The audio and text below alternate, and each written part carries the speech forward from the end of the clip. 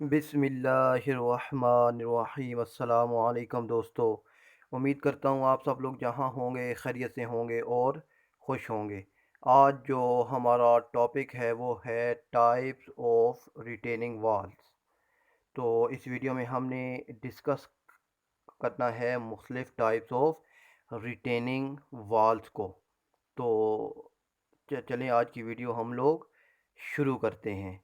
तो वीडियो शुरू करने से पहले आप दोस्तों से रिक्वेस्ट है कि अगर अभी तक आपने मेरे चैनल को सब्सक्राइब नहीं किया तो प्लीज़ मेरे चैनल को सब्सक्राइब कर दीजिए और साथ ही बेल आइकन को भी ऑन कर लीजिए ताकि जो आने वाली न्यू अपडेट्स हैं उनका नोटिफिकेशन आपको मिल सके।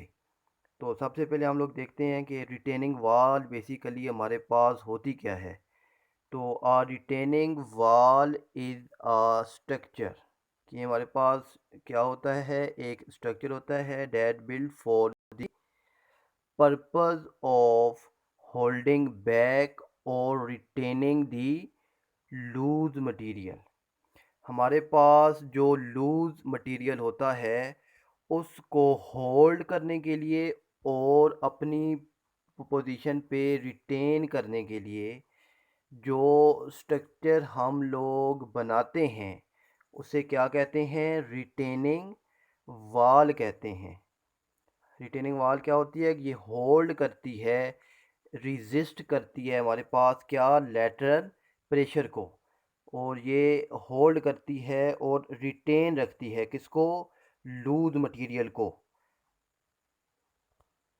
और अब हमारे पास टाइप्स ऑफ रिटेनिंग वॉल कौन कौन सी हैं। तो जो फर्स्ट वन है वो हमारे पास क्या है, gravity retaining wall, cantilever retaining wall. Cantilever retaining wall को हम लोग रेन फोर्स रिटेनिंग वॉल भी कहते हैं। इसके बाद हमारे पास आती है सेमी ग्रेविटी रिटेनिंग वॉल। उसके बाद हमारे पास पाइल्ड रिटेनिंग वॉल। उसके बाद है हमारे पास एनकॉल्ड रिटेनिंग वॉल। बाद होती है हमारे पास एक काउंटर फोर्ट रिटेनिंग वॉल या बटरस रिटेनिंग वॉल।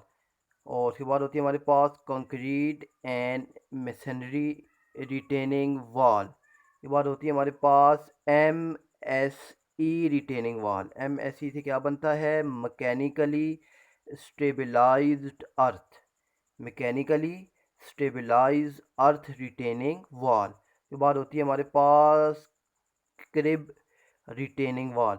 अब ये रिटेनिंग वॉल्स की टाइप्स हैं, तो इन टाइप से हमारे पास क्या क्या होता है तो इनको डिस्कस करते हैं वन बाय वन। तो इनको डिस्कस करने से पहले हम देख लेते हैं कि रिटेनिंग वॉल यूज़ कहाँ कहाँ होती है हमारे पास। तो जो रिटेनिंग वॉल है ये यूज़ होती है इन कलवर्ट्स में, जो कलवर्ट्स होती हैं उनमें ये यूज़ होती है। और कलवर्ट्स क्या होती हैं, बेसिकली जो वाटर्स को अंडरग्राउंड जो है, वाटर जो होता है हमारे पास अंडरग्राउंड जो होती है, अंडरग्राउंड भी हो सकता है और ये हमारे पास ओपन भी हो सकता है। जो रेन वाटर हो गया या रिवर वाटर हो गया या सी वाटर हो गया, उसको रास्ता देने के लिए जो हम यूज़ करते हैं वो क्या होती है, कलवर्ट्स होती है। और कलवर्ट एक होती है, एक हमारे पास होते हैं ब्रिज होते हैं। तो जो ब्रिज के अबटमेंट होते हैं तो वहाँ पर ये यूज़ होती है। फिर नेक्स्ट वन है हमारे पास बेसमेंट जो वॉल्स होती हैं वहाँ यूज़ होती है। हाईवेज़ में, रेलवे जो रोड्स होते हैं यहाँ यूज़ होती है। गार्डन्स में हम इसको यूज़ करते हैं, पार्क्स में, और जो पब्लिक बिल्डिंग्स होती हैं यहाँ हम इन्हें रिटेनिंग वॉल को यूज़ करते हैं। और कलवर्ट और ये जो होता है ब्रिज, इनमें फ़र्क क्या होता है कि 6 मीटर से जो चीज़ कम होती है उसे हम क्या कहते हैं, कलवर्ट कहते हैं। और 6 मीटर से जो चीज़ बढ़ जाती है उसे फिर हम लोग ब्रिज कहते हैं।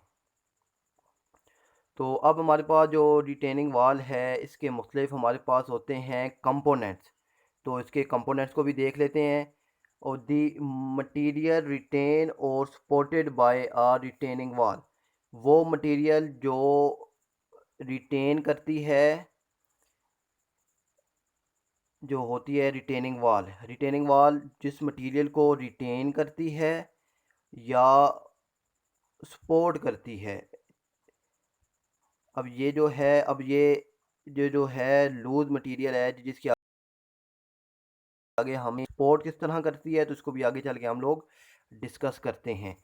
तो क्या कहता है, दी मटीरियल रिटेन्ड और सपोर्टेड बाय अ रिटेनिंग वॉल। तो इसके हम लोग क्या कहते हैं, बैक फिल कहते हैं। यानी जो हमारे पास बैक फिल है जिसके आगे हमने दीवार लगानी है, वो जो मटेरियल होता है पीछे उसे हम लोग बैक फिल कहते हैं। उसके बाद हमारे पास होता है स्टैम्प। ये जो उसकी वर्टिकल जो होती है हमारे पास, आप कह लें हाइट कह लें, ये हमारे पास स्टैम्प होती है। एक इसमें हमारे पास हील होती है, एक टो। एक ये क्या होती है, हमारे पास टो होती है, एक शेयर की होती है। ये नीचे आप देख सकते हैं, ये मेरे पास क्या है, शेयर की है। और ये जो है मेरे पास क्या है, टो है। और ये मेरे पास क्या है, हील है। अब इनके फंक्शन क्या हैं तो इसको डिस्कस करते हैं अभी। और फिर हमारे पास एक बेस होती है, ये नीचे बेस होती है। और जो होती है इसमें हमारे पास जो मेन चीज़ होती है क्या होती है, ड्रेनेज। ड्रेनेज क्या होती है कि वाल की जो स्टेबिलिटी है वो किस चीज़ पे डिपेंड करती है, आपके ड्रेनेज सिस्टम्स पे। तो जो उसका ड्रेनेज जो है सिस्टम के पानी जो हमारे पास लूज मटेरियल के अंदर है उसने अब किस तरह दीवार से बाहर निकलना है। तो ये बेसिकली क्या होता है, हमारे पास ड्रेनेज सिस्टम होता है। तो इसके लिए हम लोग पीवीसी पाइप लगा देते हैं दीवार के अंदर। और मिनिमम जो आपका जो पीवीसी पाइप है उसका डाया 4 इंच होना चाहिए। 4 इंच से कम लगाने का हमें कोई फ़ायदा नहीं होता रिटेनिंग वॉल के अंदर। और जो दूसरा होता है शेयर की क्या होती है, ये वॉल को जो है ये सपोर्ट करती है। जो हमारे पास वॉल जो है इसको, जो इसकी जो स्लाइडिंग है और इसकी जो आवर टर्निंग होती है उसके अगेंस्ट जो वर्क करती है, वॉल को जो है सपोर्ट देती है, वो क्या देती है, शेयर की देती है। अब जो बाकी कंपोनेंट्स हैं इनको साथ साथ हम आगे डिस्कस करते जाएंगे। तो दोस्तों सबसे पहले हमारे पास क्या आती है, ग्रेविटी रिटेनिंग वॉल। अब ग्रेविटी रिटेनिंग वॉल क्या होती है हमारे पास, ये वहाँ यूज़ की जाती है जहाँ पे हाइट हमारे पास 10 से, ये 120 है, 120 नहीं है यहाँ पे हमारे पास, ये बल्कि हमारे पास ये है जी, हमारे पास सिर्फ 12 फिट है। क्या है हमारे पास, ये अब 12 फिट है हमारे पास इसकी हाइट। यानी ये वहाँ ग्रेविटी वॉल यूज़ की जाती है जहाँ पे हमारे पास ये 10 से 12 फिट हाइट हो। किसकी, बैक फिल की 10 से 12 फिट हाइट हो तो ग्रेविटी रिटेनिंग वॉल को यूज़ करते हैं हम लोग। और ग्रेविटी रिटेनिंग वॉल में हमारे पास प्लेन कंक्रीट यूज़ होती है। अब प्लेन कंक्रीट क्या होती है, पीसीसी। यानी पीसीसी जो होती है हमारे पास प्लेन सीमेंट कंक्रीट वो यूज़ करते हैं। क्यों कि इसमें हमारे पास ये नीचे लिखा हुआ है कि अनरेनफोर्स्ड होती है, यानी इसमें हमारे पास स्टील नहीं होता। तो वो कंक्रीट इसमें स्टील ना हो उसे हम लोग पीसीसी कहते हैं। अब ये जो ग्रेविटी रिटेनिंग वॉल है ये डिपेंड करती है किस पे, completely on its weight against sliding and overturning. के और स्लाइडिंग और वॉल्स की होती है उनके अगेंस्ट जो है ग्रेविटी रिटेनिंग वॉल, ये जो है अकेले ही इन दोनों को हैंडल करती है ग्रेविटी रिटेनिंग वॉल। और अनरेनफोर्स होती है, यानी इसके अंदर हमारे पास स्टील यूज़ नहीं होता। और इसमें जो है इसको बनाने के लिए जो मटेरियल यूज़ होता है वो कौन सा होता है, स्टोन होते हैं या ब्लॉक मैसनरी यूज़ करते हैं ग्रेविटी रिटेनिंग वॉल को बनाने के लिए। तो ये है दोस्तों हमारे पास से ग्रेविटी रिटेनिंग वॉल की कुछ पिक्चर्स हैं। ये आप ग्रेविटी रिटेनिंग वॉल क्या होती है हमारे पास, ये बेस होती है इसके नीचे, ये साइड पे टो होता है, ये हील होती है। और ये इसका क्या होता है, स्टैम्प होता है। और जो इनका स्टैम्प होता है ये एक साइड से हमारे पास सीधा वर्टिकल होता है और एक साइड पे हमारे पास इसके स्लोप होता है। नेक्स्ट वन क्या है हमारे पास, सेमी ग्रेविटी रिटेनिंग वॉल। अब सेमी ग्रेविटी रिटेनिंग वॉल क्या होती है, सेम लाइक अ ग्रेविटी रिटेनिंग वॉल। ये बिल्कुल वाल की तरह होती है। और इसमें उसमें डिफरेंस क्या है? द डिफरेंस इज़ दैट, इसमें जो डिफरेंस है दोनों में वो क्या होता है कि ये डिपेंड करती है अपने वेट पे, और साथ ही साथ जो है होती है सोइल, वो इसका साथ देती है। अब वो साथ देती है कि किस चीज़ के अगेंस्ट? जो स्टेबिलिटी होती है, इसकी स्टेबिलिटी जो है, वाल की जो स्टेबिलिटी है वो डिपेंड करती है इसके अपने वेट पे, और जो है सोइल इसके पीछे, या वो जो बैक फिल है वो। सेमी ग्रेविटी रिटेनिंग वाल जो है ये डिपेंड करती है अपने वेट पे, और जो ये दोनों मिलकर प्रोवाइड करते हैं क्या? स्टेबिलिटी। अब ये स्टेबिलिटी किसके अगेंस्ट प्रोवाइड करते हैं? अवर जो होती है, अवर टर्निंग होती है या स्लाइडिंग होती है, उसके अगेंस्ट ये दोनों मिलकर जो है वाल को सेव करते हैं। और इसमें हम लोग रेन फोर्स भी यूज़ करते हैं। अच्छा, ये जो हमारे पास होती है ग्रेविटी रिटेनिंग वाल, ये हमारे पास अनइकोनॉमिकल होती है। और जब हमने इन्हें रिड्यूस करनी हो थिकनेस ऑफ वाल, तो फिर हम लोग सेमी ग्रेविटी रिटेनिंग वाल यूज़ करते हैं। और ये होती है हमारे पास सेमी ग्रेविटी रिटेनिंग वाल। तो इसके अंदर हम लोग एक स्टील की वो यूज़ करते हैं इसकी थिकनेस को रिड्यूस करने के लिए। बस यही इसमें और सेमी ग्रेविटी रिटेनिंग वाल में, ग्रेविटी रिटेनिंग वाल में हमारे पास फ़र्क होता है कि इसमें हम लोग एक जो बार्स है इसको यूज़ करते हैं रेनफोर्समेंट की, मिनिमम स्टील इसमें हम लोग यूज़ करते हैं। और इसके बाद क्या आता है हमारे पास? कैंटिलीवर रिटेनिंग वाल और रेनफोर्स रिटेनिंग वाल। अब कैंटिलीवर रिटेनिंग वाल या रेनफोर्स रिटेनिंग वाल क्या होती है? तो ये most common type of retaining वाल होती है। ये यूज़ कहाँ होती है? जहाँ हमारे पास हाइट 10 से 25 फीट होती है। और अब ये वाल होती है वर्टिकल वाल, अभी मैंने आपको पीछे दिखाई थी कि ये इसकी जो वर्टिकल वाल है हमारे पास, ये वर्टिकल जो वाल है इसे हम लोग क्या कहते हैं? स्टैम्प कहते हैं। और अब टो और हील क्या होता है? तो जो प्रेस डाउन दी सॉइल, जो सॉइल को प्रेस करता है, वो क्या होता है? हमारे पास टो होता है। और जो सॉइल को लिफ्ट करता है वो हील होता है। तो पीछे आपने फिगर में ये देखा था कि ये देखें कि ये हील कहाँ है? उसकी साइड पे है। ये सॉइल को लिफ्ट करता है, उठाता है। और ये जो है हील, ये सॉइल को क्या करती है? प्रेस करती है। सॉइल को जो प्रेस करती है वो टो होता है, और जो लिफ्ट करती है वो हील होती है। It's concrete design. अब इसका जो कॉन्क्रीट डिज़ाइन होता है कैंटिलीवर जो है हमारे पास वाल, वो डिपेंड करता है किस चीज़ पे? It's concrete design and reinforcement design. ये डिपेंड करते हैं, डिपेंड्स दी हार्ड मटेरियल के, वो हमारे पास बैक फिल क्या है। तो इनका रेनफोर्समेंट डिज़ाइन और कंक्रीट डिज़ाइन उस बैक फिल को देखते हुए हम लोग डिसाइड करते हैं कैंटिलीवर रिटेनिंग वाल का। तो ये दोस्तों हमारे पास कैंटिलीवर रिटेनिंग वाल है। तो ये इसके अंदर हमारे पास फोर्समेंट है। तो अगर रिटेनिंग वाल में अगर हमारे, और ये जो कैंटिलीवर रिटेनिंग वाल या रेनफोर्स रिटेनिंग वाल है, इनको हम लोग एल टाइप्स रिटेनिंग वाल्स भी कहते हैं। क्या कहते हैं? एल टाइप रिटेनिंग वाल। क्यों? अगर हमारे पास इसके पास हील, बाद जगह हमारे पास इसकी जो हील है वो नहीं होती, और बाद जगह इसका जो होता है टो, वो नहीं करते, इसको एल शेप में हम लोग प्रोवाइड करते हैं। तो हमारे पास अब जो नेक्स्ट है वो क्या है हमारे पास? कि इफ़ हाइट इज़ इंक्रीज, अगर जो हाइट है अगर वो हमारे पास इंक्रीज हो जाए, तो क्या होता है कि इट्स मूवमेंट इंक्रीज, जो उसका मूवमेंट होता है वाल का वो इंक्रीज हो जाता है स्टेम पे, टो पे,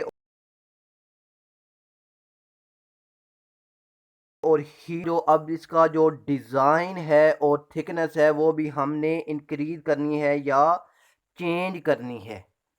अगर हाइट इंक्रीज हो तो मूवमेंट भी इंक्रीज हो जाता है, और फिर हमें इसका जो डिज़ाइन है और थिकनेस है उसको भी इंक्रीज या चेंज करना होता है।